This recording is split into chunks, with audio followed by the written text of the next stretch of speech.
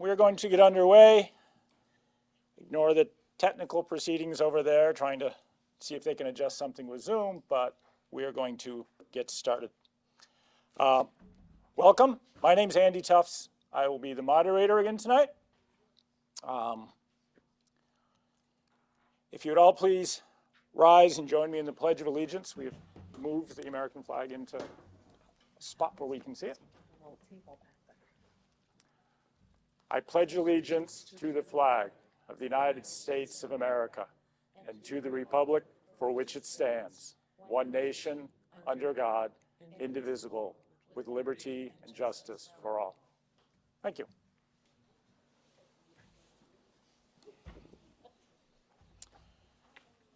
A few quick comments on our process for this evening. If you wish to speak on matters related to a specific article and a motion has been passed for discussion, please raise your hand and wait to be recognized. I don't believe we have a specific microphone that the audience is supposed to use. Is that correct? So just speak loudly and we'll hope that everybody hears. Make sure that you state your name when you first rise. We need to make sure that Riley gets it correct in the minutes for the meeting. Let's see. Do not speak unless recognized by the moderator. Direct all questions and comments to the moderator. There should be no banter between members of the audience or the head table. Once discussion on a warrant article has been completed and we have moved to the next article, we will not go back.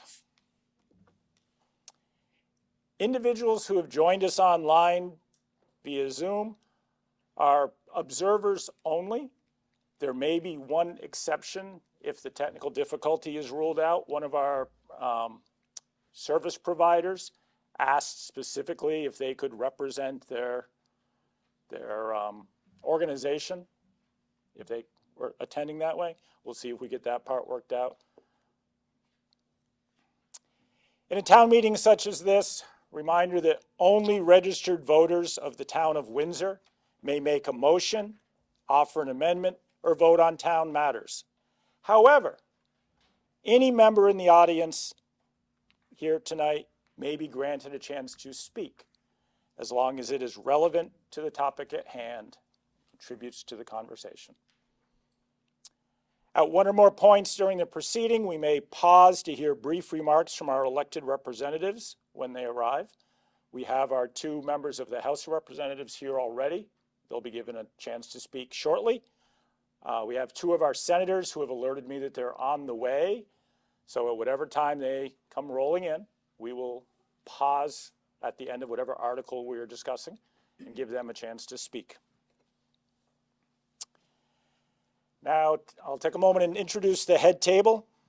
To my left, Town Manager Tom Marsh, Select Board Chair Tara Howard, Select Board Vice Chair Jeffrey Johnson, Select Board Member Emma Caffrey, Select Board Member Marion McNaughton, and returning to the Select Board, appointed at the last meeting, Select Board Member Heather Prebish, filling out the remainder of a vacated spot. And then Riley White, our Assistant Town Clerk, who will be doing the minutes for this meeting.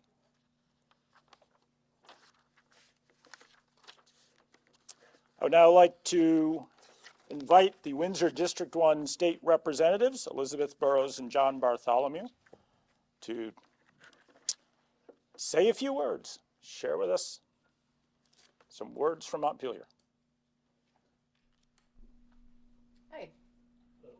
If you don't know me, I am the one who is Elizabeth Burrows. This is John Bartholomew, my district mate. And I just would first like to thank you for allowing me to serve your interest at the House of Representatives.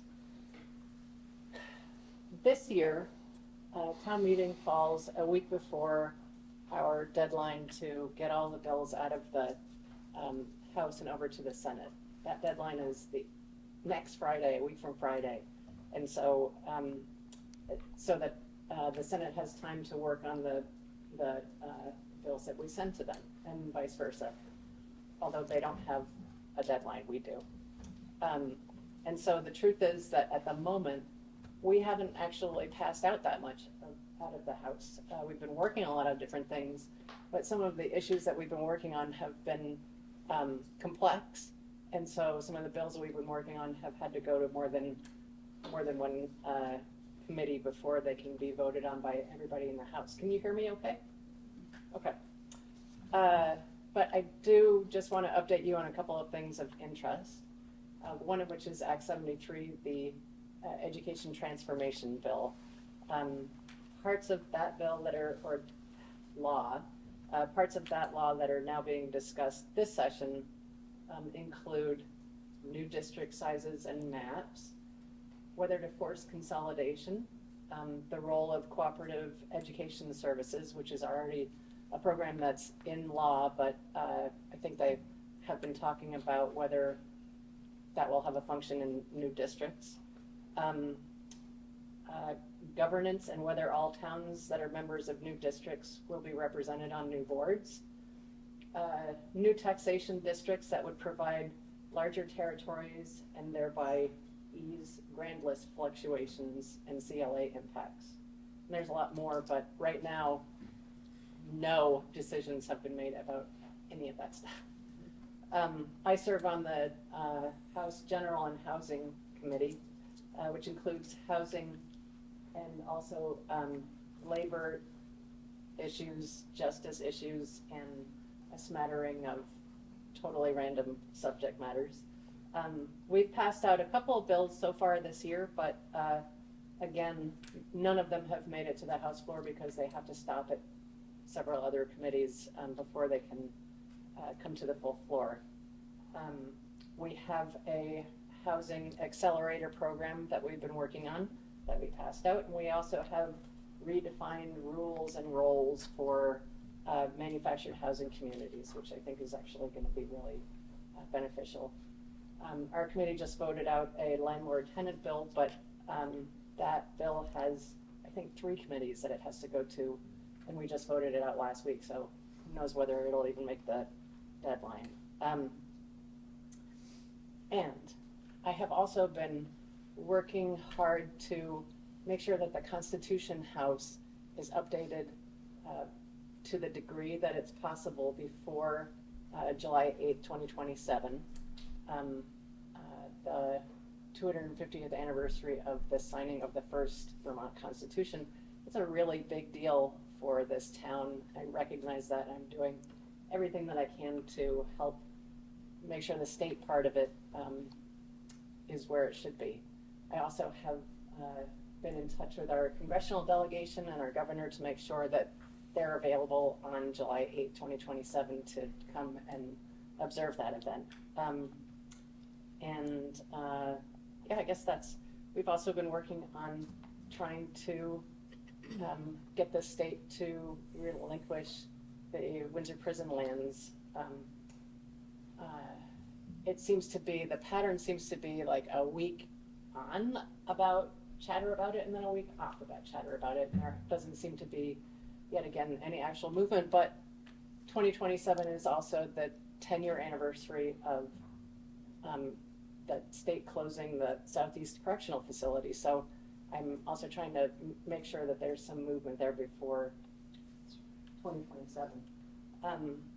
And that's really about it. I don't want to come here and tell you that you'll just have to wait and see on all these different things. So what I want to say is that if you have thoughts about what's going on up there, now is the time to express yourself.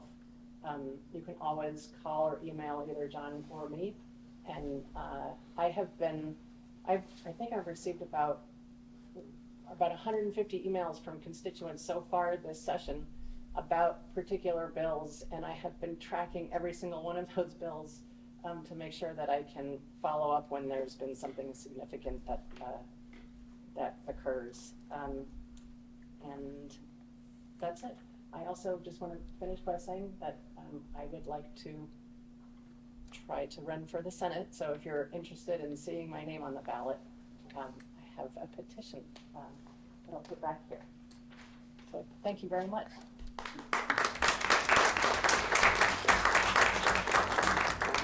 Sure.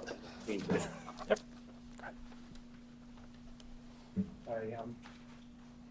As was said, I'm John Bartholomew. Many of you know me, I hope. And you know, we're really clearly facing some challenging political and fiscal times. Despite that, I'm really pleased to be a member of the Vermont legislature, and I'm trying to make a difference for Vermonters. And it's a distinct honor and a privilege to be representing all of you in Montpelier. As Elizabeth alluded, there's a lot going on. We can only touch on some of this stuff, and hopefully when the senators come, they won't talk about the same stuff we're talking about. Elizabeth and I prepared, like we do every year, a mid-session report, and like in previous years, it's online, so I could never figure out when I did a printed newsletter what people would want to read. So I just put everything up there, and I'll send a link that hopefully you will put in the newsletter. And I'll send it out to the listserv, so you can read whatever articles you might be interested in. We're nearly halfway through the legislative session already. That's really amazing that it goes by so quickly. And up to this point in the session, most all of our work is happening in committees. That is about to change. It'll be on the floor a lot more. Last year I served on the Environment Committee, and it's really unusual to change committees in the middle of a biennium, but I did. The speaker asked me to step up and serve as vice chair on the Agriculture, Food Resiliency, and Forestry Committee. So that's been a surprising change. And I'm also on the House Committee on Rules. I thought I'd touch a little bit. You may have heard that the Windsor County Sheriff is having some legal challenges. And we don't have a big role in the legislature in that, but I do want you to know the entire delegation across Windsor County is monitoring what's going on.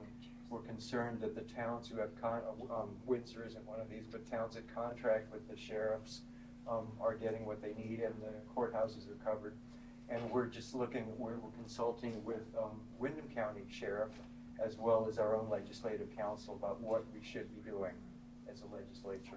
So anyway, that's just touching on that. I mentioned I am on the Agriculture Committee, and agriculture traditionally has been an extremely important aspect of Vermont's economy, our identity, and our culture. Recently, the Vermont Supreme Court misinterpreted a long-standing legislative intent that farms that follow under the required agricultural practices are managed and overseen by the Agency of Agriculture, Food and Markets. But the Supreme Court kind of threw that out and said that municipalities may regulate farming. So we're working on a bill to clarify when municipal governments can apply bylaws and ordinances to our farms and our farmers. We're also working on language to give all Vermonters the right to grow and raise food. We're also looking at regulation of pesticides and chemicals.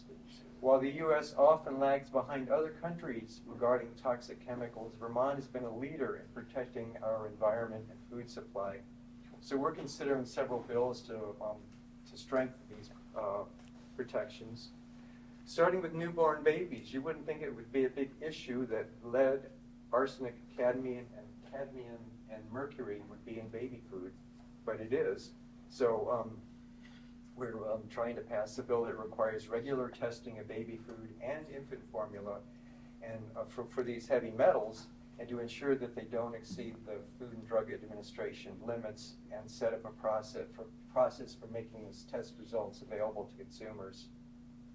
Another bill would further regulate or maybe ban the use of paraquat. Are people familiar with paraquat? Yeah. It's an extremely toxic substance, herbicide, and it's been linked to Parkinson's disease. It's used widely in the U.S., including some in Vermont, to suppress weed growth in orchards and other crops. Interestingly, much of the paraquat used in the U.S. is manufactured by a Chinese-owned company, and the herbicide is banned in China. And 71 other countries, including the European Union. So we're looking at that. Yet another one aims at restricting the use of anticoagulant rodenticides. While rodents obviously are a threat to our food supplies and our health, they've essentially been with us throughout human history. These rodenticides cause numerous problems, including human poisonings, mostly in children, and poisoning of pets, other domestic animals, as well as wildlife, including the predators that help control rodents. So anyway, that's what my committee's been up to. Elizabeth touched on education, and I won't repeat what she said, other than to say that really the House Education Committee seems to be totally focused on coming up with moving something forward. And while neither of us serve on the Education Committee, we're really standing firm against forced consolidation as much as we can, because I don't see anything that's being proposed that's good for any of the towns in our district. And I think it's safe to say that we also want, I mean, I'm speaking for you now, that we also want clear evidence that any significant changes we make to education will result in cost savings and improve educational outcomes. She also mentioned the Windsor Prison, and I won't add to that other than to say that I did manage to get the new commissioner of Fish and Wildlife to come out and look at the facility. And we're going to be looking at trying to get the wildlife management area expanded maybe all the way to the fence. Right now there are 100 acres or so that aren't part of that, and maybe even create a nature center. The last thing I'll mention is we are in the process of drafting the fiscal year 27 state budget. We're facing a number of challenges this year. COVID era money is mostly gone, and the state has seen reductions in other federal funding, and there's a lot of uncertainty about many aspects of the federal budget. There are many cost pressures on the budget. Maybe most importantly is rising healthcare costs for teachers and state employees. And there's also been a recent downgrade to the state's economic forecast. It shows the state's revenues are growing more slowly than costs are increasing. So although we're not required to by either the Constitution or statute, we are going to have a challenge, but we always pass a balanced budget. So I guess I'll leave it at that. Thank you. Okay. Thank you. Thanks for the use of your podium. You're welcome.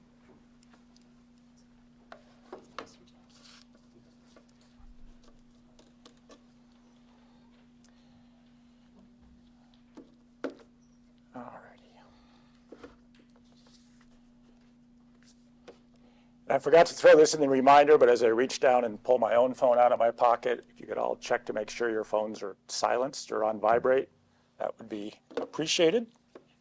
I keep mine up here so I can keep the clock going.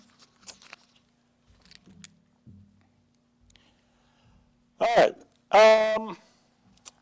Moving right along, our primary business of the night. If there is no objection, I will read the warning by title only. Hearing no objection. The legal voters of the town of Windsor, Vermont are hereby notified and warned to meet at the Windsor Welcome Center, 2 Railroad Avenue in said town, with a virtual attendance option via Google Meet at 7 p.m. on Monday, March 2nd, 2026, to act on Articles 1 through 6. A public informational hearing follows to discuss Articles 7 through 26. Which shall be voted on by Australian ballot on Tuesday, March 3rd, 2026, at the Windsor Municipal Building, 29 Union Street in said town. Polls will be open from 9 a.m. to 7 p.m. Article 1. Shall the town vote to collect its taxes on real property by the town treasurer, with payments to be made in 2 equal installments on or before September 9th, 2026, and February 10th, 2027. Any installment not paid within 60 days of each due date shall bear interest of 1% per month. After April 12th, 2027, an additional collector's fee of 8% on the unpaid balance shall be charged in accordance with 32 VSA 1674. Any unpaid installments after May 15th, 2027 shall bear interest of 1.5% per month thereafter. Do I hear a motion to adopt Article 1 for discussion? So moved. Okay. Do I hear a second? Second. Have a second. Is there any discussion on Article 1? Is this a change from what we've done before? I don't believe so. No. Any other discussion on Article 1? All those in favor of passing Article 1 signal by saying aye. Those opposed say no. The ayes have it. We'll adopt Article 1.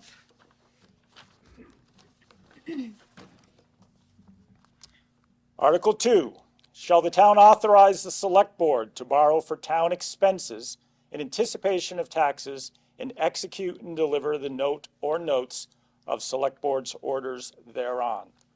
Do I hear a motion to adopt Article 2? Moved. Do I have a second? I saw a second hand come up there. Is there any discussion of Article 2?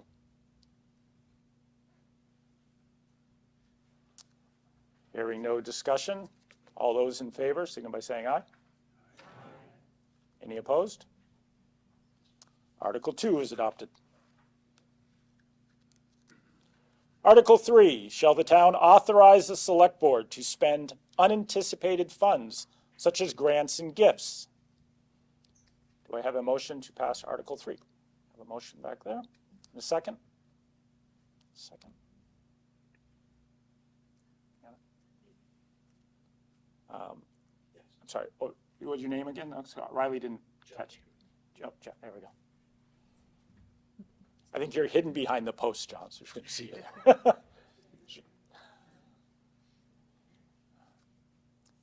Any discussion of Article 3? Not hearing any comments. All those in favor of passing Article 3, signal by saying aye.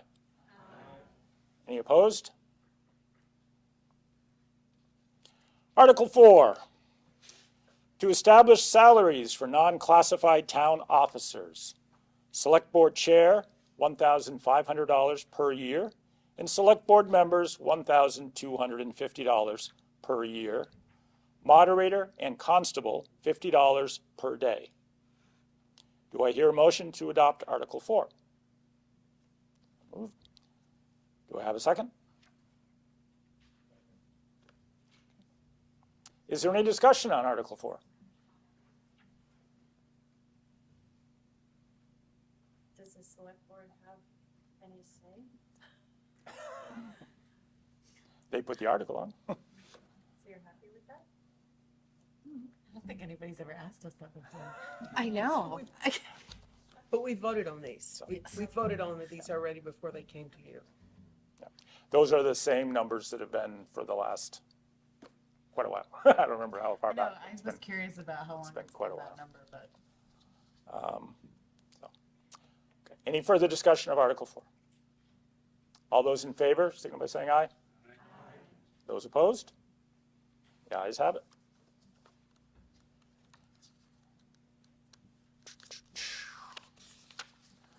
Article 5, to act on the reports of the town officers for the past year. Do I have a motion to adopt Article 5? So moved. Do I have a second? Second. Is there any discussion of Article 5? This would also be a time if somebody has a direct question related to one of those reports that you've been itching to ask. You could, like the municipal. if there's a municipal question that hasn't. Sure, I have a question about the 17.23 increase in from last year's average sewer and average water bill to this year.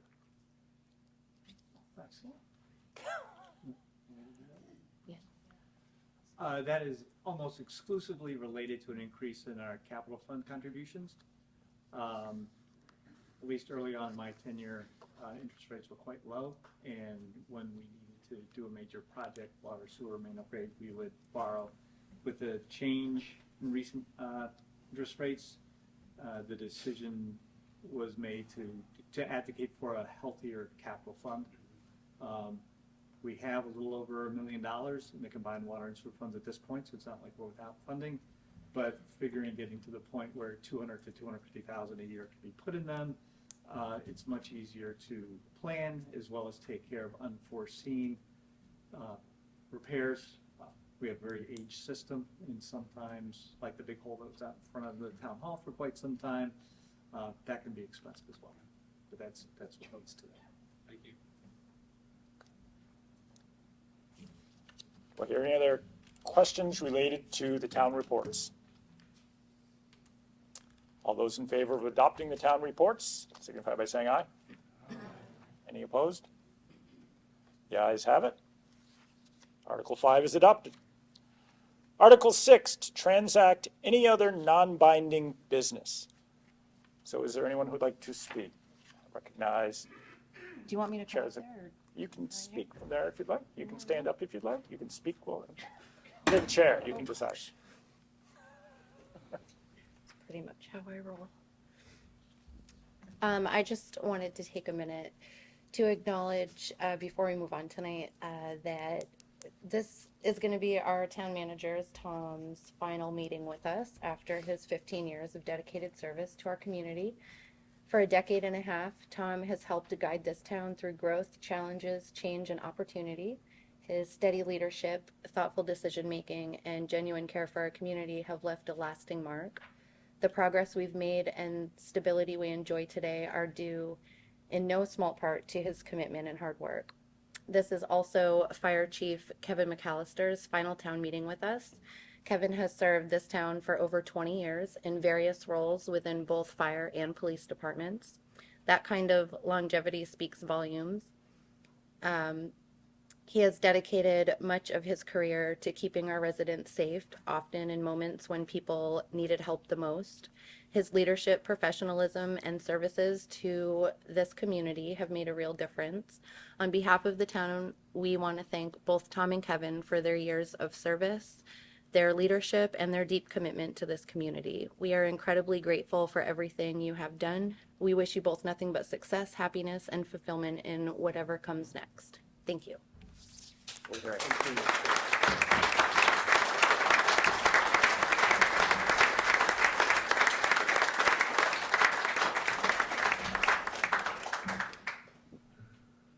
For anyone that didn't notice, Kevin is here in person, sitting in the back. So if you wish to greet him after the meeting, you can. So far, it's been a blast. Let's not ruin it tonight. Any other non-binding business to bring before this? Okay. We will now move on to Articles 7 through 26, which are all going to be voted on by Australian ballot. So we do not need a motion to adopt those. Those have already been added to the ballot. You'll vote on them tomorrow. However, this is a chance to discuss each one as we move through them.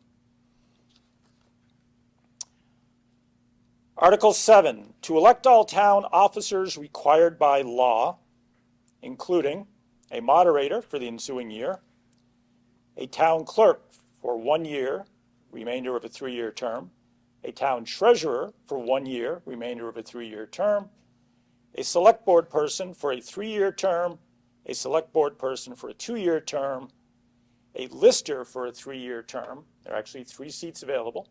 It's been a while since we elected a full board of listers.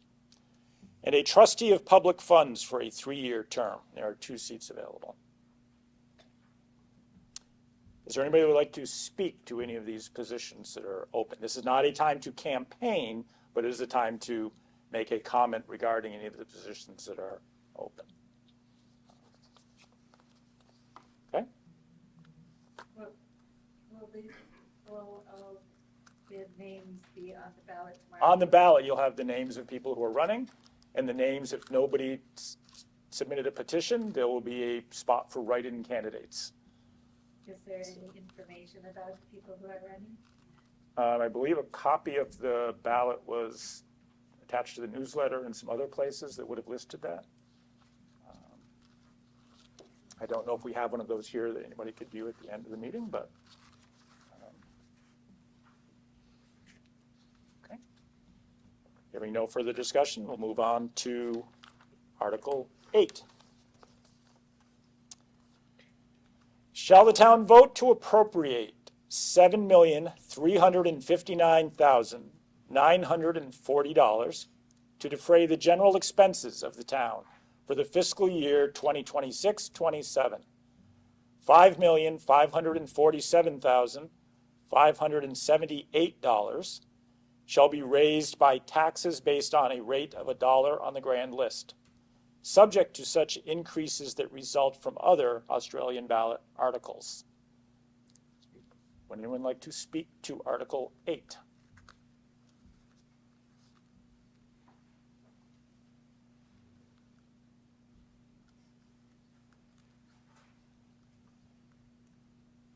Hearing no comments, seeing no hands. Okay. Article 9. Shall general obligation bonds or notes in an amount not to exceed $500,000, subject to reduction by the application of federal and state grants and aid and reserve funds, be issued for the purpose of acquiring a ladder truck, the estimated cost of such improvements being $750,000. Anybody like to speak to Article 9? I saw a hand back there first. I wondered if. Could you stand up and just mention who you are for the sake of? I'm Patricia Warren. Kevin could talk to the need for such a ladder truck in the department. I'll be happy to, but I know there are two gentlemen here that want to speak for me, and I'll have to answer any questions after if they haven't answered what you want to hear. Thanks. Okay. All right, everyone. I'm James Dion. I'm one of the firefighters here in Windsor. This is Ryan Saucier. We've been serving the town for a little while now. We'd like to talk to you a little bit about why we think we need a ladder truck. Apart from the normal things you see at a fire, ladder going to the roof, cutting holes, stuff like that, there's a lot of places in Windsor that could use special rescue types of incidents. The pond, for example, I know we all understand there was a recent incident there. Ladder trucks are really good for extending out over places like that to help us look for people and possibly make rescues. Then of course there's just in general at fires, really great to have a ladder truck. At the moment we only have the one engine. When that comes to a fire, it only has one 24-foot extension ladder on it. Yes, as you can imagine, reaching where we need to reach with one ladder becomes pretty difficult, and the ladder truck usually serves to carry a lot of ground ladders to help us reach all areas of the building. So we can get all four sides, as well as being able to get to the roof with the regular ladder truck. So those are just some of the reasons. I'll let Ryan hit on some of the other ones. So as James mentioned, the pond is a great example, specialized rescues. So the fire department in town is an all hazards department, so we respond to anything and everything you can imagine under the sun. We are kind of a jack of all trades across the board. One of those things being rope rescue. The aerial ladder can obviously reach out and extend to places that we may not be able to reach out over a ledge. You can actually lower somebody down off of a bucket. It creates a much more stable platform to work off of and a much more safer environment for us as the members responding, but also to you guys as taxpayers that we may have to come and rescue. Again, one of the most tried and true methods of improving conditions inside of a building for both occupants and firefighters is vertical ventilation, which is just a fancy way of saying cutting a big hole in the roof.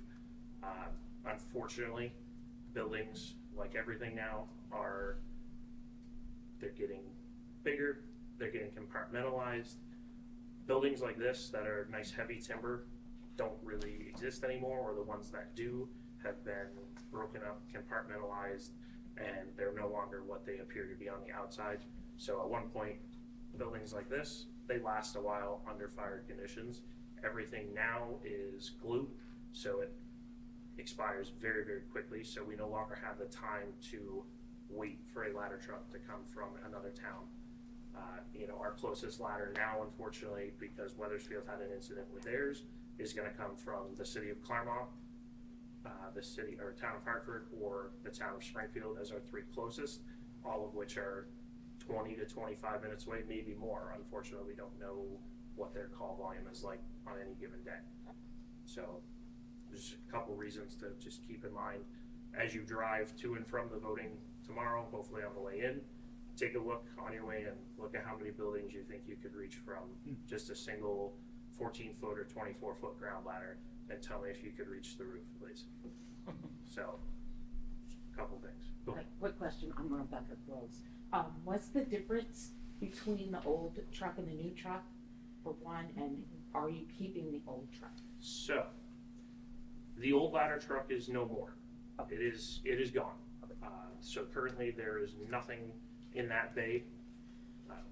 There is, but it's our tech trailer and the forestry truck, which typically would not be in there. So that bay otherwise would be empty and completely missing. So that is equipment that is gone and not on the road and available for us to utilize. And it is also water that's not on the road. So in our area, unfortunately, we don't have a massive amount of hydrants, like New York City or things like that, where there's a hydrant on every corner. We do have some in town, but we do obviously go outside of town. We do go to some rural areas where water supply is not as accessible. It may take a little while, so having a little bit of water in the ladder truck is very helpful. I believe the chief's goal, as opposed to get a mid-mount tower or mid-mount ladder truck, so the truck actually pivots from the middle, so it's much easier to maneuver, and we can get it into a few extra spaces that we couldn't get the old truck into. It also allows us to just reach more places with the truck as a whole. And I believe his thought is to still have a tank and a pump on it, but I will let him speak on that one. Do you know how long the ladder would be? Would it be longer than 24? Oh, absolutely. Okay. That was kind of my. 100, Hopefully over 100 100 feet. Okay. Usually 100 foot plus, I believe is his idea. He has specs in his mind that we may not be privy to, so You gentlemen all done? after you, sir. Thank you very much. I was really just gonna observe here tonight, but to answer some of these questions, there are multiple reasons, we need a ladder truck here in town, and specifically, as Firefighter Saucier mentioned, a bucket. And the minimum height I'm looking for is a 95 footer. As you drive home, drive around the mile square, down Main Street, a lot of the homes, multiple family dwellings are set back off the street. And we need that length to reach these homes, to get to the top of those buildings. And that's where we can perform rescues. If they're trapped on the second floor, you look at all our nursing homes in the area, our hospitals, our high school. Think about the high school. We have one ladder on engine, 24. That's nowhere near enough for a building that size. And a ladder truck comes with a minimum of 135 feet of ground ladders, never mind the one that's on the top of the truck. And yes, I am interested in what they call a quint, which has the pump as well as, the ladder on top. Our old one had a 2,000 gallon per minute pump, and it was our largest pump we had in town at the time. The new truck I just got off the grant has a 2,000 gallon per minute pump as well. But that truck, the old truck, ladder 29, was first due anywhere in town. Normally we'll send an engine first, but in the mile square, the ladder was the first piece out because it had the pump and the ladder, so we could effect the rescue at the same time it was operating the pump. And that's very important with all, like I said, the nursing homes. You look at the Everett's house, so on and so forth. In those places, they have what they call a shelter in place, where the residents stay in their room, especially on the upper floors. We've got to rescue those people, and with a ladder truck, we can scrub every window, if placed correctly, from the ground. And it's much safer to put them in a bucket and then have a firefighter walk them back down the ladder versus trying to have them come off a ground ladder. That's dangerous for both the firefighters as well as the residents, because a lot of times those residents are not mobile. So, does that help you out? Does that answer your question? Yes, thank you. Okay, anybody else, I'm happy to answer. Yes, sir. I'm not a Windsor resident, but I'm just curious about, I know that you don't go to a dealership and buy one of these off the lot. I heard I've been in other town meetings where they're planning years ahead for such a truck. Just curious how long it would take to actually physically have such Well, a truck. even with this $500,000 that we're asking for, that is nowhere near enough for a new ladder truck. A new ladder truck, which is not what I'm asking for, is $2 million to start. Okay? We have about $400,000 now in my capital budget to go towards a new one. That is buying something that is like a 2,000 to get $400,000. So to have $900,000 towards this truck, we could get something that would last us quite some time. And that would also give us some money to buy some equipment for it. There are, you know, dealers online as well as, you know, just the regular manufacturers that have demo trucks that go out, or trucks that some places have enough money or they get a new one every 5 years. We're not that kind of a, our last, you know, some of the trucks we just got rid of were 30 years old. How many of you keep a car for 30 years? You know, so, and our conditions here are harsh. They're tough on equipment. So if, you know, we can get that money and spend that kind of money on a decent piece of apparatus. I've already gone to New Jersey and tested one. The thing was fantastic. We didn't have the money for it. They would not accept our offer for what we had. It had minimal hours on it. It was a decent price. This will open up a lot of options to us, and you know, we'll go through one of these brokers to give you a little bit of a warranty with it, whereas some of these lower priced ones you get as it is, and that's what happened with the one that was bought well before my being involved here, and it shouldn't have happened, honestly. That truck just cost us a lot of money, which is why it was stopped being used, and it had to go away. We were just eating up money trying to keep it repaired. I think we spent close to $60,000 to replace brakes and a radiator on the thing. So they're not cheap to repair when they're that old, so you don't want to buy one that old. Another problem is, you talk to these area chiefs, they don't want that responsibility to come here. That's a long way to go with a ladder truck. That leaves their towns exposed. There are no towns in this area that really can have, or that have 2 ladder trucks. So that's something to think about. It could be busy in another town, and then we're without. Thank you, Kevin. Yes, That's a quick question. Patricia Yep. Horn. Go ahead. So just to clarify, this money would be buying the used one? Correct. Right, okay. Yes. And would the money that you're asking for now be in addition to what you already have to put towards a ladder truck? Correct. Okay, Yes. all right. And you feel with that you would be able to get the right ladder truck for the town? Absolutely. Yes. Yep. I'll just add, I met last week with the town manager in Hanover, and they just placed an order for a new truck for delivery in 2031 at $2.4 million.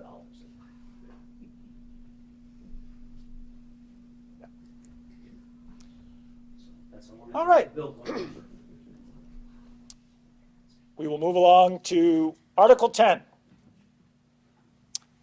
Shall general obligation bonds or notes in an amount not to exceed $1,500,000, subject to reduction by the application of federal and state grants and aid and reserve funds, be issued for the purpose of repairing a dam, completing a skate park, and constructing town highways, the estimated cost of such improvements being $1,500,000.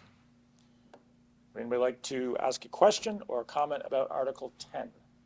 I was just curious as to what dam were we talking about? The one. The big dam. And what this is not new repairs.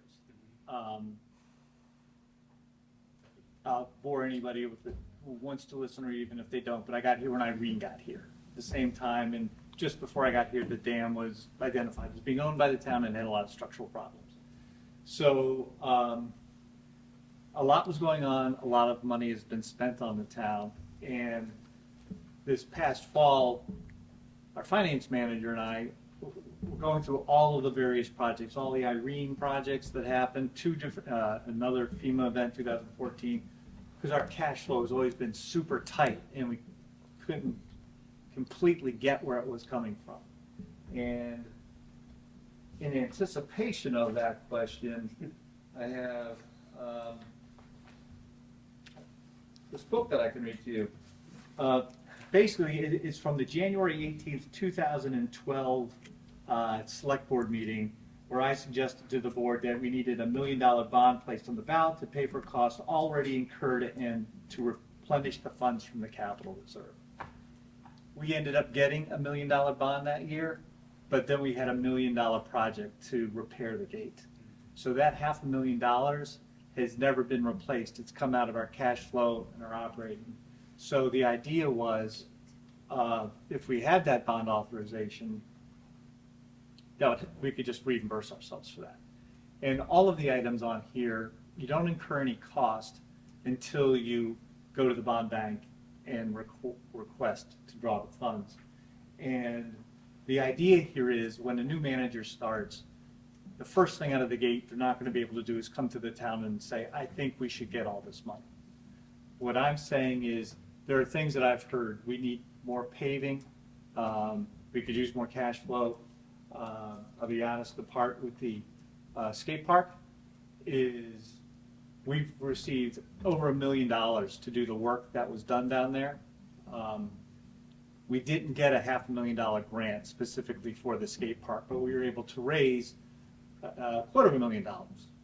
And if you go down there and look, half the park is built, and it's way beyond my particular capacity to use a skate park, but we were able to go a little bit further and bring the material to sculpt out the second part.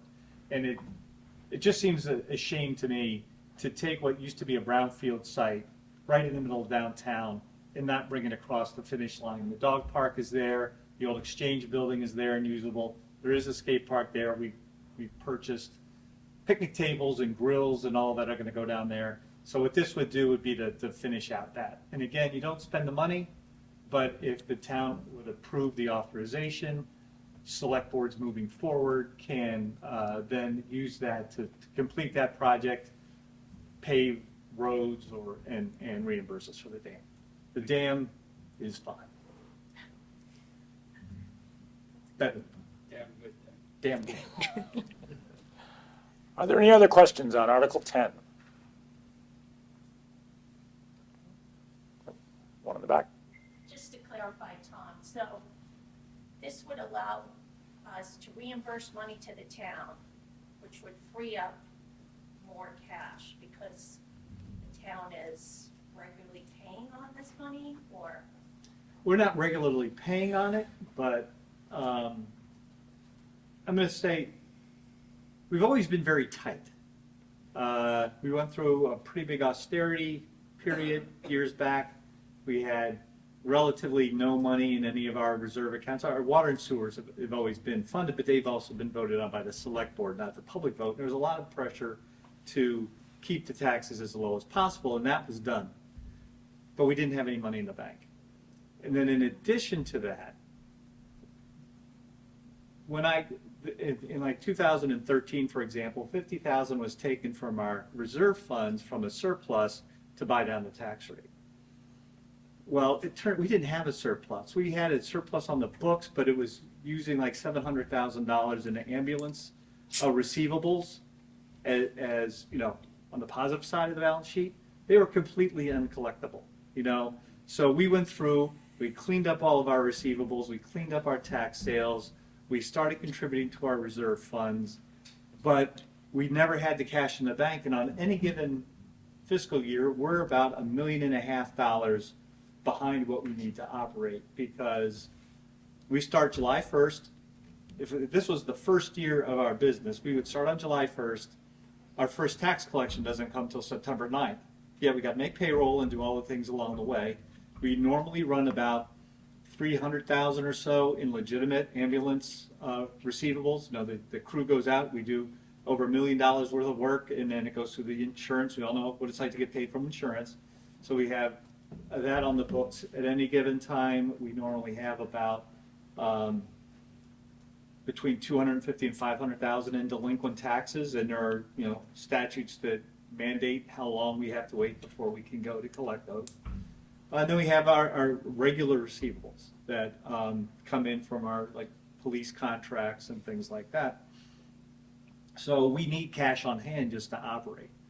And what we do is we get every year, and one of the questions was authorizing the select board to borrow in advance of those needs. So we'll get a tax anticipation note every July 1st that provides us the liquidity that we need to get through, but we're mandated to pay it back in full on July 30th. That last month is tight, and it's gotten a lot worse when you know, we see what's been happening with the school budgets. It's been hard, but the town collects the school money, and we are mandated to pay the school what they're owed, you know, on a quarterly basis. Well, in 1 year, that went from $850,000 to $1.1 million. And so even if we didn't collect it, we have to pay it. So all the delinquent taxes that may be in place at that time, we still have to give the full boat to the school. If we have delinquents from prior years, we still have to give the full boat to the school. And that's no knock on the school, that's just how, you know, the finances work. So what this does, if the town chose to go this way, we would borrow $500,000, put it into our capital reserve. The select board then can, if they choose to, vote to borrow it from ourselves to provide some liquidity on a term that puts it back. I'm not convinced that that is the best way to do the whole thing, but again, I want to provide some options to whoever comes next so that they're not scrambling all over the place to meet those last few weeks of the year when they have to flip the whole thing over again. Thank you, that's helpful. Any other comments on Article 10? Hearing none, we'll move on to Article 11. Shall the voters authorize the select board to borrow amounts necessary to finance approved capital budget items through means of a loan for 5 years or less? Are there any comments or questions related to Article 11? Seeing none, we will move on to Article 12. Shall the town of Windsor vote to raise, appropriate, and expend the sum of $4,637 for the support of health care and rehabilitation services, known as HCRS, to provide outpatient mental health and substance use services to the residents of the town?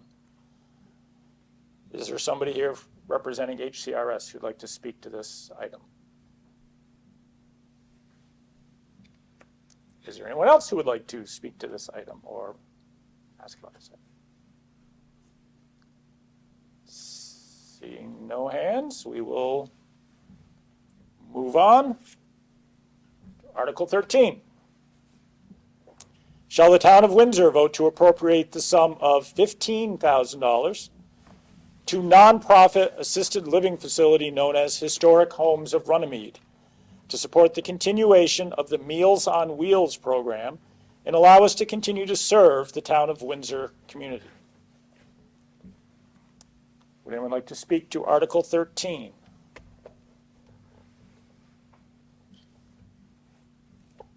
Thank you so much. Seeing no hands, we will pass on along on Article 13.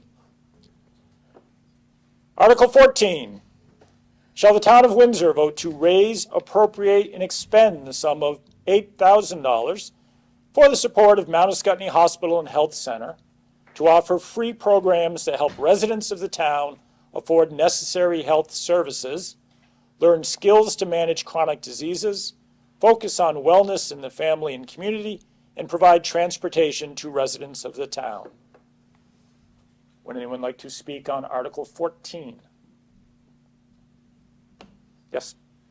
Dwight Kelly. I'm just curious to more information on where that money goes and what the purpose of that is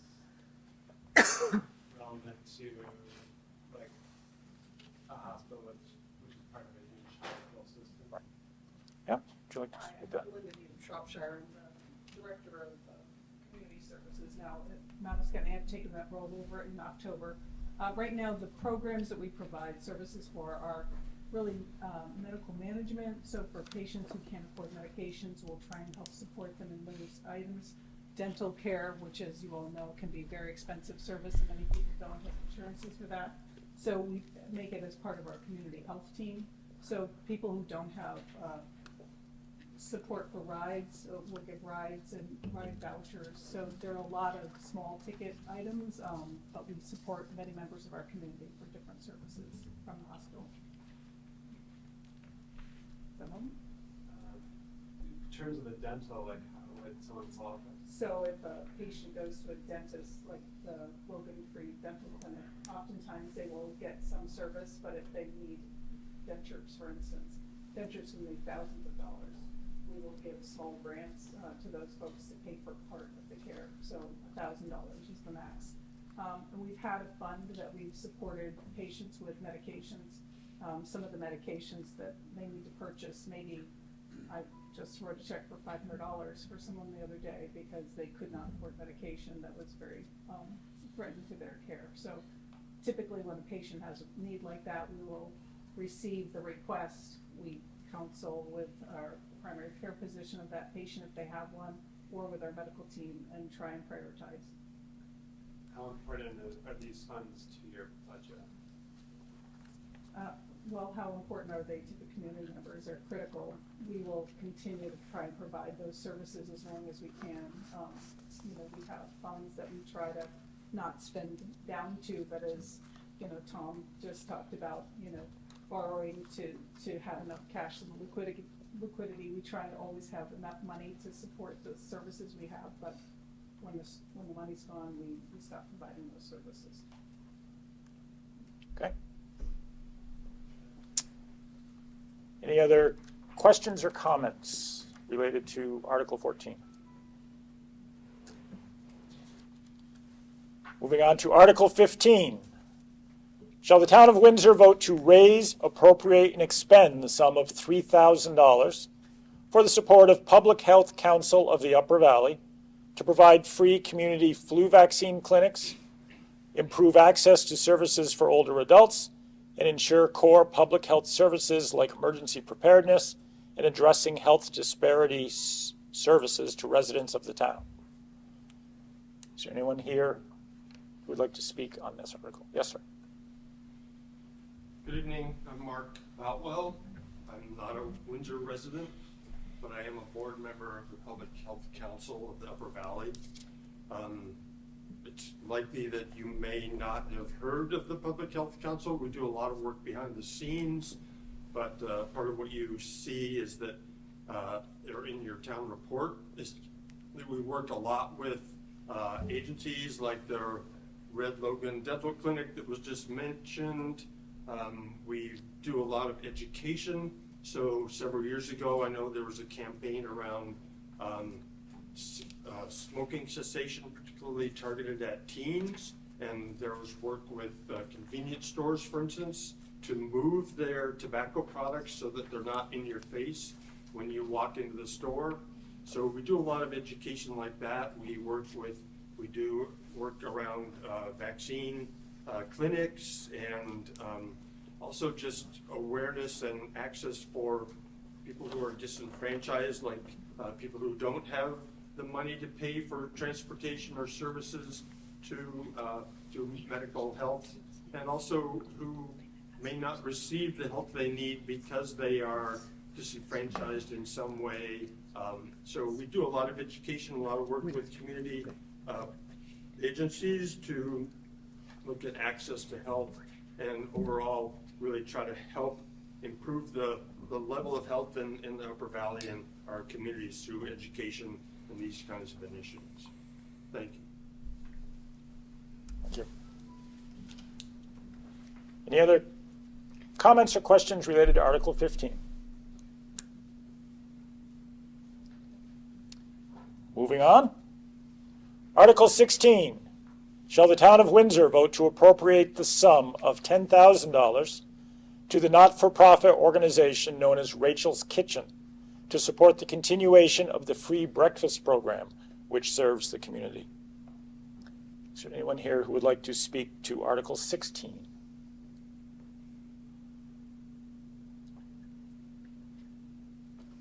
Yeah? I'll just, had a question, does anybody here know how many people use that service each week? Yes. So I had a similar question last year. Rachel's Kitchen went from, I think for a while, had been asking for $5,000, and last year they asked for $10,000. I don't know that they appropriately applied or asked. I believe last year they didn't get petition signatures. I may be wrong, but this year they did. They did. They came to the board and asked. One of those years they had to come to the board and ask if they would be on. I think that was last year. But Okay. Riley? Last year they petitioned. They were missing maybe like the address. They had enough verified signatures. They were missing just one of the requested things. I presented to the board with that knowledge. The board approved them to be on the ballot since they did have the right and other people just missing that one thing to be a proper petition where I could put them right on the ballot. But the board did move to put them on the ballot. So they were in that cycle based on the board's policy of the 5-year cycle. But and to they did the reapply. to the point of the question that was asked, does anybody have knowledge of how many community members are being served by this program? That's the basic question that's been asked. We did, Mary is saying, we did try and invite them to come, and I don't think. Okay. We had the same question. Yeah. All right. Enough to... I can just say, occasionally we'll send some firefighters down just to meet some of the folks that are there. And it varies honestly from day to day. It can be anywhere from 5 to 10 people. There's some of the same ones over and over, but you know, it's good interaction for us with the folks. Sure. You know, some of the clients. I know my name's Kayla Gorecki. I know the Resource Center, many of our people that come to see us will go to the breakfast before. I mean, we could have anywhere to 5 to 15 people a day that just have gone to the breakfast. Thank you. Yes. On page 46, it's got a little blurb about Rachel's Kitchen, and it said they served 25,000 people in February. That might be year to date. Okay. I'm guessing. Okay. So I encourage you all to check your copy of the reports and the letters. We'll move on to Article 17, excuse me. Shall the town of Windsor vote to raise, appropriate, and expend the sum of $5,000 for the support of Senior Solutions, the nonprofit area agency on aging serving southeastern Vermont, to provide nutrition and wellness programs, application assistance for state and federal benefit programs, Medicare enrollment guidance, long-term care Medicaid program coordination, volunteer visitor programs, and more to the residents of the town. Somebody like to speak to Senior Solutions? Yes, sir. It's me again. I'm still Mark Boutwell, and I'm the Executive Director of Senior Solutions. And I want to thank you, first of all, for your previous support. We have an office right next door where we have case managers who provide case management, and you can see in the report here that, let's see, I don't have my glasses on. We provided 819 hours of case management support to Windsor residents last year. We worked very closely. There was previous mention of the Meals on Wheels program through Runnymede. We support them financially to produce those meals, and we also worked with Volunteers in Action to coordinate the Meals on Wheels drivers. So we're very active. Just sort of the other relevant question about Rachel's Kitchen, just our annual report last year, we, not just Windsor, but over the 46 towns we serve, we served over 7,000 individuals who are over 60. We provide a lot of services. Recently, a lot of Vermonters got kicked off their Medicare Advantage insurance plans, and they were told they only had one plan that was now active in Vermont. And by the way, that plan, most of the providers were out of network, so thousands of people were scrambling. We provide Medicare assistance to help people choose where to go when that happened to them. Our call center was flooded with calls for people looking for coverage. So again, we provide a whole host of services, a call center that answers all sorts of questions, Medicare, medication, where to get your firewood, all sorts of questions that we help people with, and services to anyone over 60 and folks with disabilities. So thank you again for your previous support. Any other questions or comments related to Article 17? Okay, hearing none, we will move on. I see that our county senators have arrived. Do you need time to prepare to speak, or are you ready to? Would you like to? So we will pause here. As long as you keep it brief, we'll be ready to roll. So let me get this straight. You're asking politicians to be brief. Absolutely. That's crazy talk. I'm a little proud. Come on up. And obviously, she's a senior senator, so she tells me what to do, and I kind of didn't do it.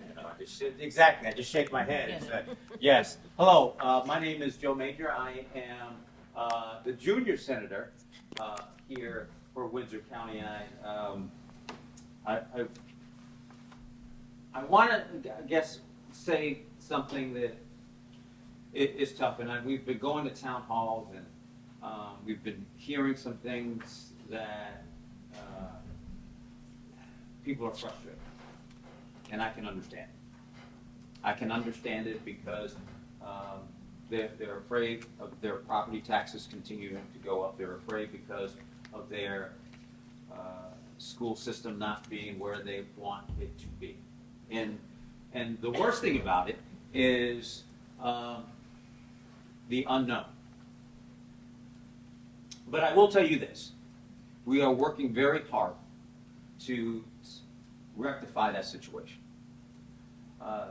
Now, if you look at both the House and the Senate right now, and I'm going to talk specifically for education and Act 73, they have very different proposals. Different proposals as far as school choice, and different proposals as far as redistricting. But in the end, we will come together and we will figure this out. We have to. I don't think it's any secret that we talked about health care. And by the way, he's retiring. And can you give him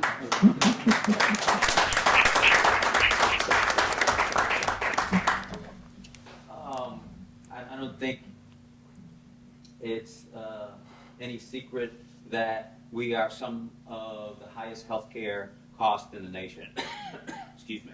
And then we look across the river to New Hampshire, and it is one of the lowest. And so it is incredibly frustrating, and I get it. I am on neither one of those committees, by the way. That was a joke, so I'm laughing. But what we will do, and I'm very certain of this, is we will correct this. We will correct the affordability problem here in Vermont. And because we have to. Because we have to attract young people who can't afford right now to live here. Young families can't afford a house, can't afford the health care. And our seniors can't afford to continue to live here. People like me who are a decade past AARP age. We can't afford to live here. So what we have to do, and what we have to continue to do, is work hard for you in Montpelier. One of the things that I do, and I said this, we just came from Ludlow in their town meeting, is I have to hear from you. It is so important that you are engaged in what we do. So if you go to the legislative website and go to my page, my email, and I can't believe I do this, I actually put my cell phone on it. Just don't call me at 3 o'clock in the morning. That's all I ask. Don't do that. But I will, if you email me, I may not, we don't have staff, so I may not answer you in 24 hours, but I will answer you in 48. It's important that you continue to be engaged. And we will try our best to make Vermont what it should be, affordable, as well as the best place in America. So, thank you very much. Without further ado, if I would like to present the senior center. Pardon me? Oh, so senior. Yeah. For the Windsor District, Allison Clarkson.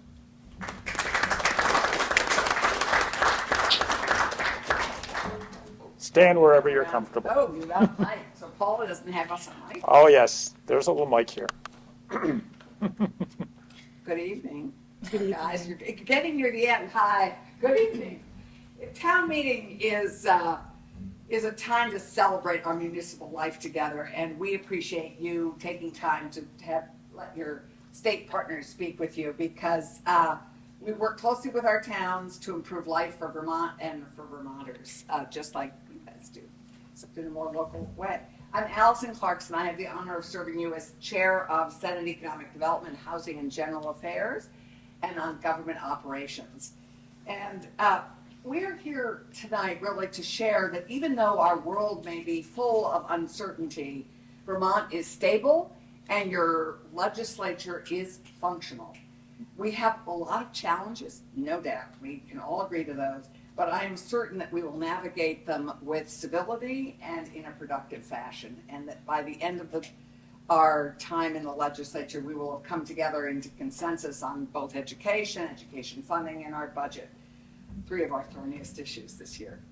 This year, we are most focused on protecting Vermonters' civil liberties and our civil rights, protecting Vermonters from federal budget cuts, working hard to keep Vermont an affordable place to live, working to ensure Vermont has a sustainable public education system that's sustainably funded, and working every day in our committees. That's where we do most of our work. We're about halfway through. Actually, we're not really halfway through. We're 8 weeks into an 18-week session. And most of our work hasn't even made it to the other chamber for consideration. So our work is a work in progress. We are making progress on expanding access to primary care, building more housing, re-envisioning our education delivery system, reducing property taxes, expanding our workforce, and protecting our privacy, and trying to reduce the gap in the transportation fund. $33 million. Towns have a lot at stake here. So if any of you have ideas on how to fill that gap, I'm sure Tom does. Please let us know, because it's dire. Some of our committee work, some of my committee work is working on building more housing with less money, consumer protection, economic development, shoring up our resources for small businesses, and protecting our genetic and data privacy. Those are the big issues we're working on this year. And Senate Government Operations, very exciting, we've just passed a law enforcement pilot, a regional law enforcement pilot in Windham County. We've long wanted to look at regional delivery of public safety, and we now, the sheriff in Windham County has helped design a program that will take 5 years, and be very interesting to see what we can actually accomplish in regionalizing law enforcement, because we have no equity in delivery or access to law enforcement in this state. And we are hoping that this will take us down that road. So many of the issues that are being addressed in all our different committees, and we're all grappling with the tough reality that money is very tight, which doesn't mean that our needs have evaporated. In a very tight budget year, we face the perennial challenges of how to pay for all the good things that Vermonters want and need.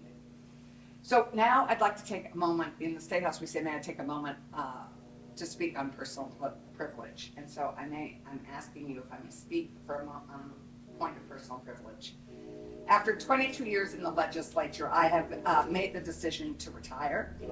Serving you has been the honor of a lifetime, and I thank you. Thank you for sending me to Montpelier to represent you and to advocate for you. Thank you for trusting me to make decisions on your behalf. It's one of the biggest pieces. Thank you for the gift of getting to know you, the incredible people of Windsor and of Windsor County. It's an astonishing group. Some of the best piece of it are the people, and getting to know and appreciate our town's idiosyncrasies. Every one of them is so different and so similar in so many interesting ways.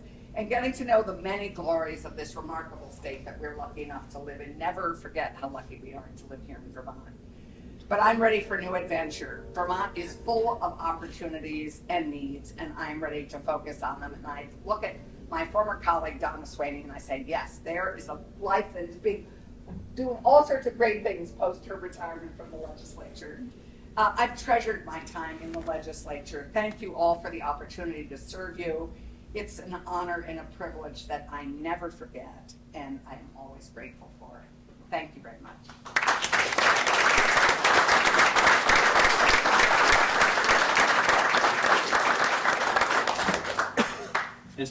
And I have to apologize. I talked about Dave's retirement, and obviously Allison, but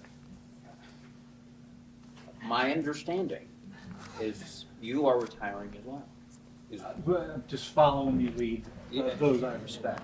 So I just have to say, from the Windsor delegation, thank you for your decade and a half of service to this town and obviously to this community. I will tell you this, I had a speech a couple of years ago here in this, right in this room, and Tom was the first one to give me a call and said, hey, let's come have some coffee. Let's get to know each other. And so I appreciated that then, and I appreciated your service to this community now. So thank you very much. And good.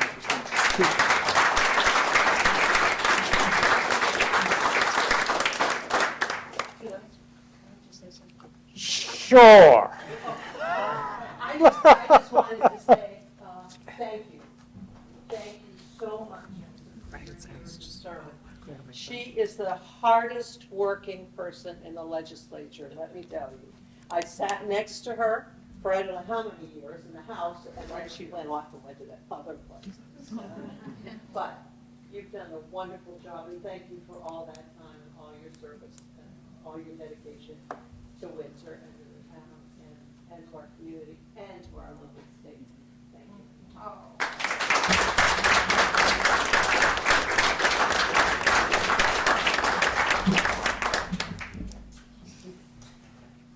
And on that note, we will dive back into our agenda. Article 18. Give you a chance to find your paperwork, figure out where we're at. Shall the town of Windsor vote to raise, appropriate, and expend the sum of $20,000 to support the Southeast Vermont Transit, the mover, to provide microtransit transportation services to the residents of the town? Would anybody like to speak to Article 18? Yes, sorry. This is such a hugely important thing that happens in our town. Not everybody has a car, and everybody needs to be able to get to work and be able to get to the grocery store and be able to go get their medications. There's a lot of, like, I believe, and I'm really worried I'm going to say the wrong number, but I believe the rides break down to about like $30 a ride-ish, which is about an Uber. And for somebody to go get a medication that's going to make sure that they're surviving, I feel that is acceptable. As a person that lives and works in Windsor, I have seen so many people use this resource, and I really would like y'all to know that, and everybody to think about that if that price tag feels too high. I really, really do not think it is. Thank you. too. Yes. Actually, it's right here. I got the privilege to ride the mover. We did a film for them. And honestly, the people that we had in this film said it was life-changing. It was so touching. So vote for it. Thank you. Anyone else? Okay. Moving on to Article 19. Shall the town of Windsor vote to raise, appropriate, and expend the sum of $3,500 for the support of Southeastern Vermont Community Action to provide services to residents of the town? Now, I know that there was a gentleman that was going to try to join us. Is he going to talk on here? Is he able to? Yep.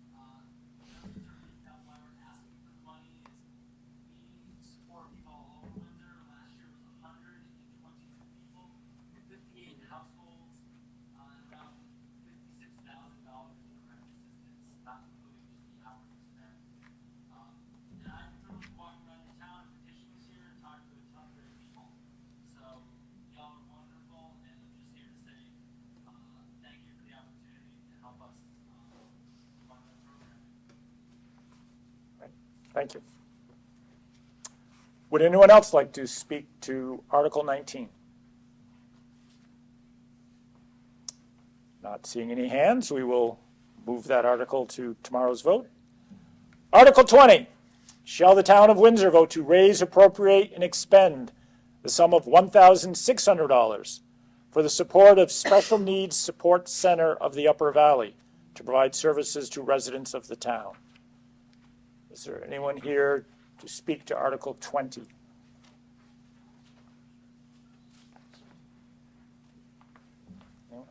Anyone? Okay. We will move that one on. Article 21. Shall the voters of the town of Windsor vote to raise, appropriate, and expend the sum of $20,000 for the support of the Windsor Cemetery Association to provide services to residents of the town? Would anyone like to speak to the Windsor Cemetery Association? My name is Kathy Boyd, and I represent the Windsor Cemetery Association, and we're really well represented here tonight. There are 3 other members of the Board of Trustees sitting in the front row. We are all volunteers, and what we do is manage the Scutney Cemetery. And the cemetery's been in existence for 170 years, and it's been continuous throughout those 170 years, managed by a small board of trustees. And we're requesting the same amount of money that we did last year and the year before. We realize that budgets are tight, so we're keeping it level. And our report is on page 41 in the annual report, so if you miss anything I say, you can go to the annual report and review it. Our mission has been always to serve the families of Windsor in the community, providing burial space and also maintaining the 60 acres that we manage. And right now we have 4,183 graves that we care for in the cemetery, and that's growing all the time. We also maintain really good records, and a lot of that is with the help of Riley White, our town clerk. We've been working on a project to match up the burial records the town has with the burial records the cemetery has, and make sure we've included everybody. And we keep finding names of people who are buried there, and their graves are unmarked. But the other thing we do that we really enjoy is helping people who come to visit the cemetery looking for their ancestors, and we're able to provide that information for them and very often walk with them to find the graves. We don't have an overall map of the cemetery yet. That's one of the projects we're going to be working on this year. And that's going to be an expensive undertaking to map the entire cemetery and mark where everybody is. Last summer, we started a really big project. It was a phase one of a 2-year project to take down a lot of the dead trees and trim a lot of the trees. And that project was finished in August, and then hopefully this year, we're gonna start phase 2 of that project and try to preserve a lot of the oak trees by trimming them and doing what's needed to be done to keep them going for another however many hundred years. Let's see, what else have we done? Oh, the biggest project was last year we started a natural burial area. And had that excavated, surveyed, and then this summer, I think it was in October, we finished with putting up a really beautiful, it's an ash split rail fence, right? And it separates the natural burial area from the rest of the cemetery. And we're hoping to open that this summer for, we had our first burial last year, and sadly it was one of our committee members who worked on the project to get a natural burial area started. And she passed away, and actually turned out to be the first, she really wanted to be the first person buried there, so she had grave number 1 in what we call the glade. Let's see, have I forgotten anything? Oh, one of the critical needs we have is to hire a sexton to help us with selling lots in the natural burial area, and also to attend the burials. So that's a job ad we've had in the Tom's newsletter every week. So far, no takers, but we're hoping for a good turnout on that. Also, we're planning a cemetery tour with the Historical Society. Mike is here. We have to coordinate on that. A date will be coming up, so hopefully everybody will have a chance to tour the cemetery with us at that time. And I'd like to introduce the other board members, if I may. Sure. Rick Schluntz is our secretary, and Carol Steingrass is our treasurer. She's moved us into the 21st century with record keeping, and I'm very grateful for that. And Diane here has been one of our advisors for the natural burial areas, and we're really appreciative of that. So, any questions? Thank you, Kathy.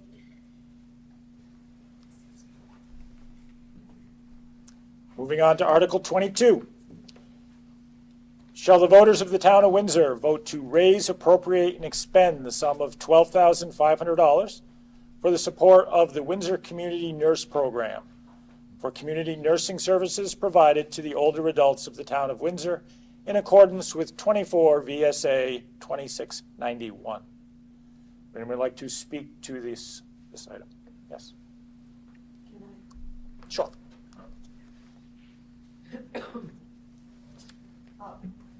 Yes, my name is Diane Folds.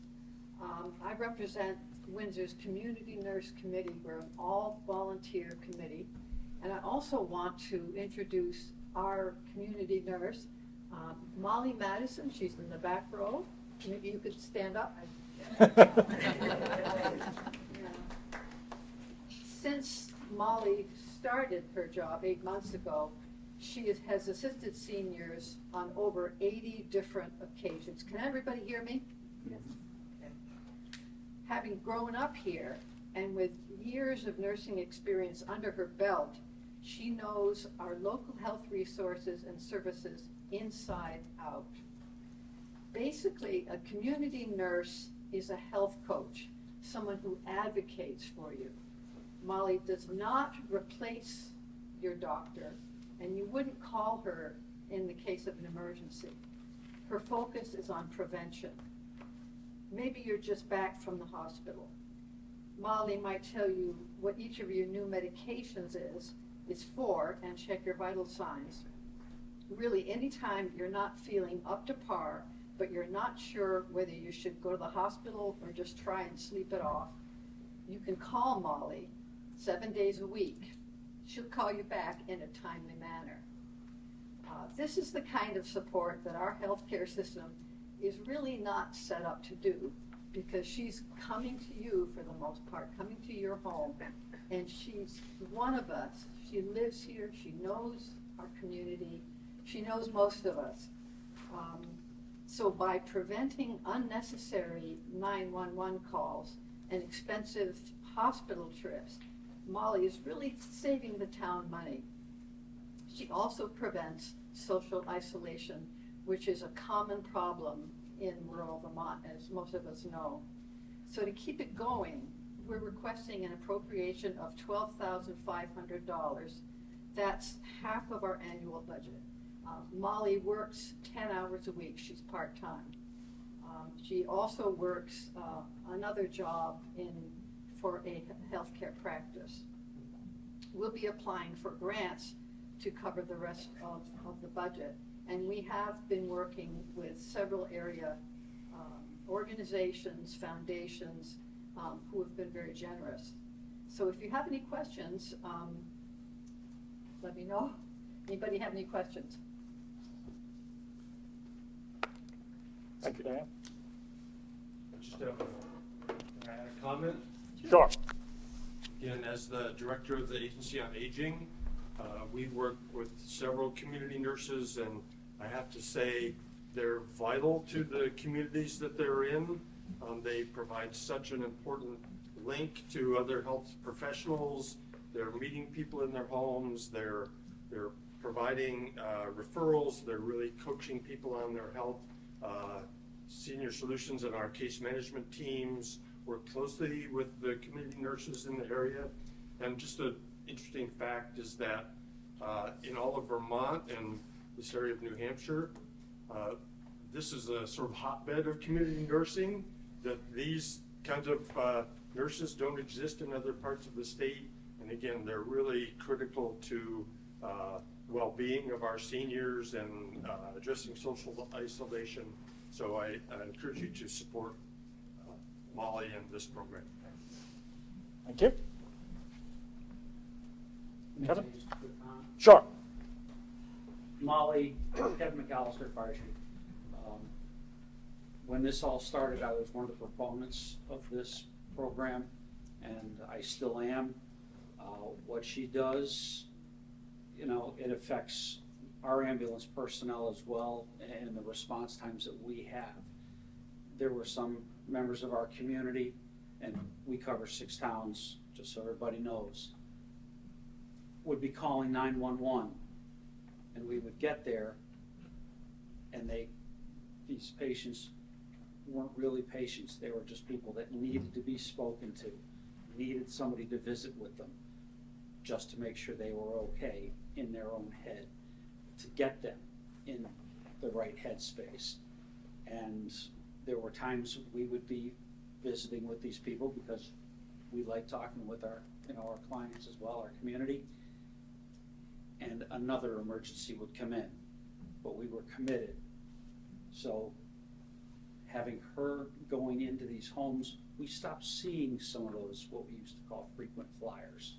And so that helps out the community as a whole in a way most people would never see or understand. So that's all. Thank you, Molly. Thank you, Frederick, for your support. Moving on. Article 23. Shall the town of Windsor vote to raise, appropriate, and expend the sum of $2,000 for the support of Windsor County mentors for youth mentoring services provided to the children of Windsor County? Is there anyone here that would like to speak to Article 23?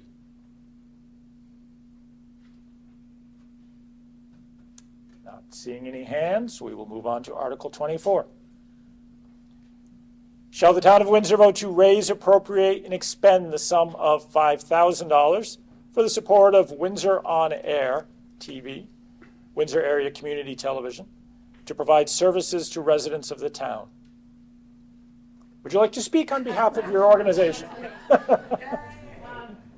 Windsor On Air. Okay, so there are 24 public access stations in Vermont, if you didn't know. and we are the second smallest one. And we're operating on a budget that is so small and is shrinking and shrinking like everything else. So your support every year really helps us. I also wanted to say, when I first started 15 years ago, I got a call from Tom. He said, I want to do a show. So 60 episodes later, we have done Around Windsor.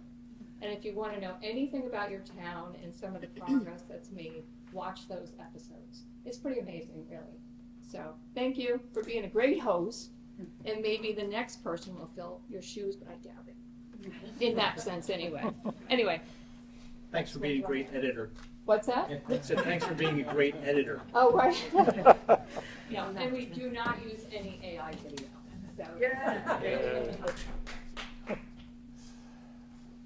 Would anyone else like to speak on this topic? Article 24. Okay, moving on.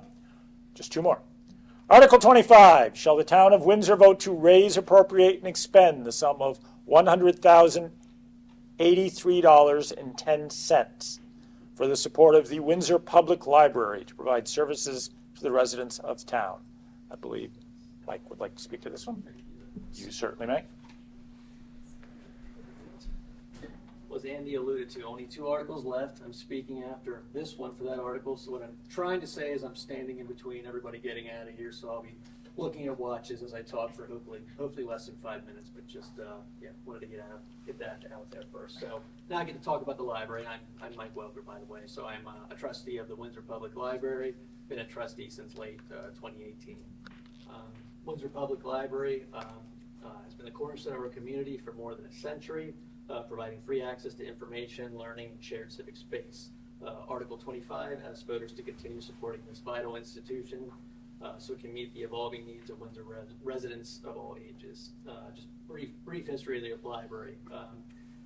The Library Association itself was formed 144 years ago, so by way of math, 1882, obviously demonstrating a long-standing community commitment to public access and knowledge. The library building itself, which I'm sure most of you are familiar with, is a Georgian revival building, which was opened in 1904, erected by Benjamin F. Blood, and presented to the people of Windsor to be forever used as a public library. So we're going on 122 years of that, the building being in 1904. Financial overview. Basically, the way we frame up the budget to the town. So let me back up. We are an incorporated library, which means part of our funding comes from the town. Part of it we need to fundraise, which differs from a municipal library where almost all of the funding comes from the town. So how we've talked about this item in the past is that 75% of our budget comes from the town. The other 25% we fundraise, if you will. So just to very briefly dig into those numbers a little bit, and I will be brief. I'm a budget person, so this is what you get with a budget person giving this presentation. So if I take a 5-year look back, so 2021, calendar year 2021, basically our budget at that point consisted of closer to 77% town appropriation of the total budget. If I look at 2026, the town now accounts for a percentage of around 73%. So as someone who obviously is a trustee and knows about our fundraising efforts, knows the impact that this has on the town when we ask for money and increase year on year, that's something that is going in the right direction. And again, just to reiterate, it consumed a much larger percentage of our budget in 2021, again, 5-year look back versus now. The other metric I'll provide, and then I will move on, is the town appropriation, again, 2021 versus 2026. If you look at the percent increase over those 5 years, what we've asked for, it's a 12% increase. When we look at the increase, in terms of our fundraising efforts in other areas, that's closer to a 22% increase. So they're all metrics by which we measure ourselves by in trying to raise more money and trying to, not pass on any additional burden to the town, who's very generous with the funding effort. The last thing I'll just say on the numbers, and I'll also close with this, is last year we did not ask for any increase. This would be a 3% increase over what our FY25 funding was. I'll move on to just a few highlights before finishing up. One of the things we did in calendar year 2025 was a new 5-year strategic plan. So 5 years meaning from 2026 to 2031. And part of that engagement, we were able to focus on a couple of central priorities. One of them being welcoming an information center for all. I think everybody is aware who's set foot in our doors, knows what we stand for. The library serves as a gathering space and learning center where community members of all ages should, feel welcome, supported, and connected. The other central priority that came out of that was, really knowing our community. And so what that means to us is certainly helping the residents of Windsor learn, engaging with our partners in Windsor, different organizations, nonprofits, et cetera. So we're certainly proud of the work we did in 2025 to establish a new strategic plan. A lot of work, a lot of engagement, goes into that. Library by the numbers in 2025, just under 11,000 visits, which amounts to about 900 visits per month. A little over 3,023 program attendees, kind of evenly split between adults and youth. I think most of you know we have a wonderful youth librarian who does a lot of programming, so that's why we can say that it's about evenly split there. Physical circulation, a little over 10,300 adult items, just under 6,800 youth items. And then fun fact here, the most circulated book of the year was How to Age Disgracefully, and hopefully some folks in this room. The title would imply it's exactly what you would think. So, so check it out if you haven't yet, although it sounds like many of you already have. Services and programs. The Windsor Public Library provides, obviously far more than books. Services include, our collections and digital resources, so obviously such books, e-books, audiobooks, DVDs, biblio for streaming, research and information access, so we have online non-accredited classes, to name one of those, technology and connectivity, so we have public computers, as you're aware, Wi-Fi access that extends beyond the building. It's a community space. Obviously, there's indoor and outdoor meeting spaces. There's a charging station that's available during emergencies, hours, if you will. And our seed library for all of our gardeners and people that are looking forward to weather that's obviously above freezing, above 30 degrees, is a free resource.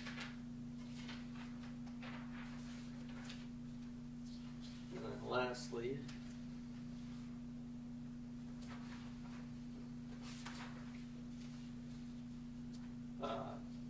also, I'd be remiss if I didn't mention the library also offers a library of things, if you will. So practical equipment such as a microphone, weed wrench, wheelchair, ladder, museum and attraction passes, so Billings Farm, Echo Lake Aquarium, Vermont State Parks, those are all available.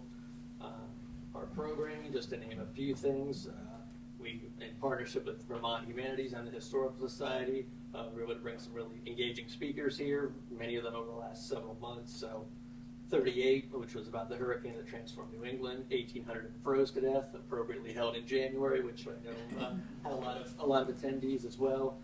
Children's story time, after school programs, recurring of course.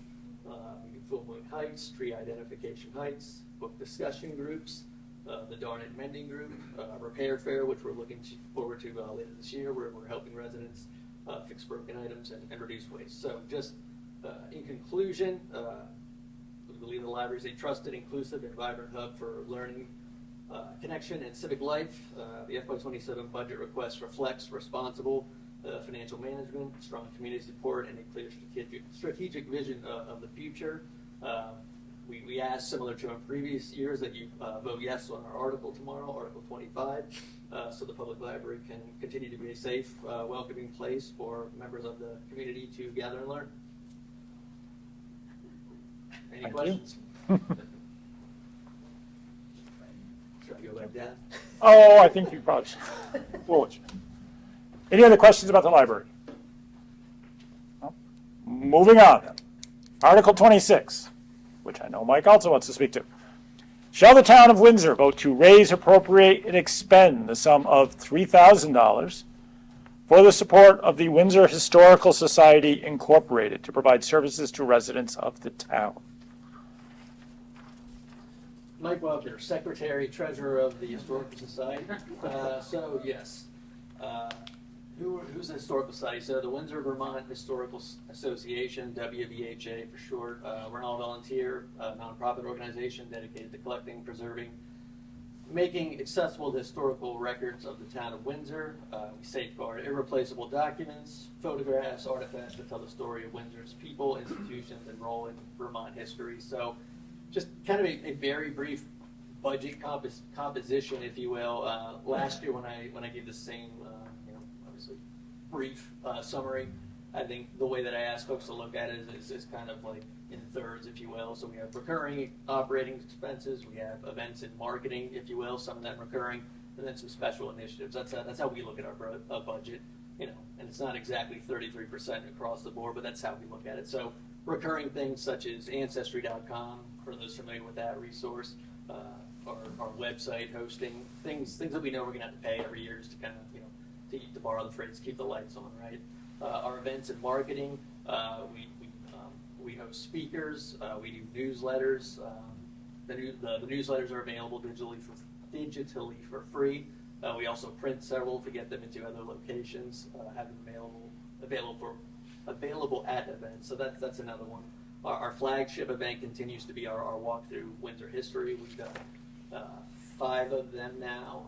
Kathy, who spoke a few articles ago, mentioned the future partnership with the Cemetery Association. So I think we can say that the next walk will be at the Ascutney Cemetery. So we obviously hope you all join us. So shameless plug there. Come out in September or whenever we do it to do that. But just to say that that's an event that we want to do every single year, and we want to make it free and accessible to the entire community. That's the idea behind it.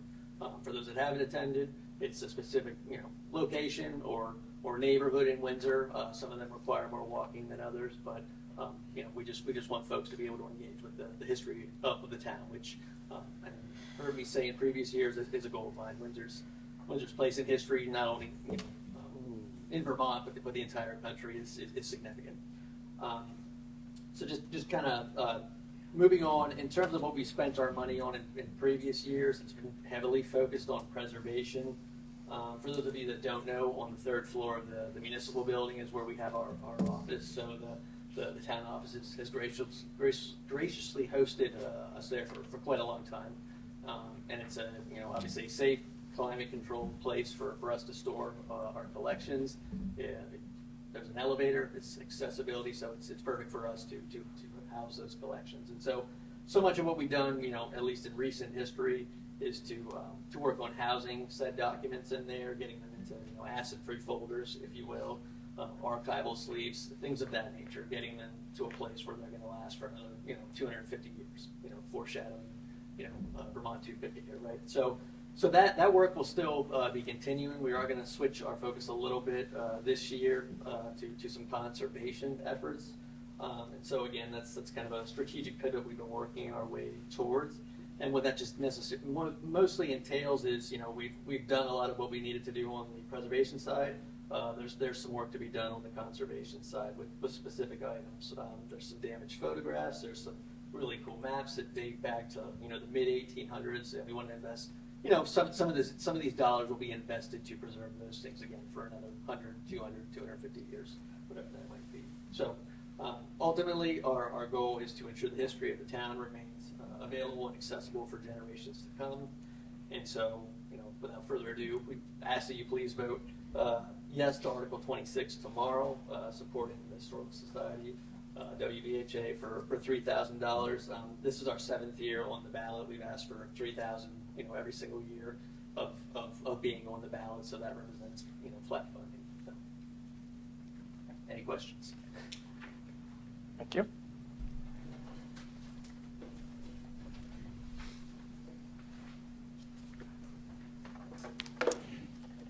That was our last article. I want to close with a reminder. Polls open at 9 a.m., close at 7 p.m. Encourage your friends and neighbors to show up and vote. We need a good turnout. And I'll entertain a motion to adjourn. So Is it possible for somebody to speak? I missed the hospital. I didn't realize. I thought the Windsor Resource Center was going to be on its own day, not through the hospital. Is it too late to give my information? You can say yes. Yes, technically, we have adjourned the meeting. Sorry. It's okay.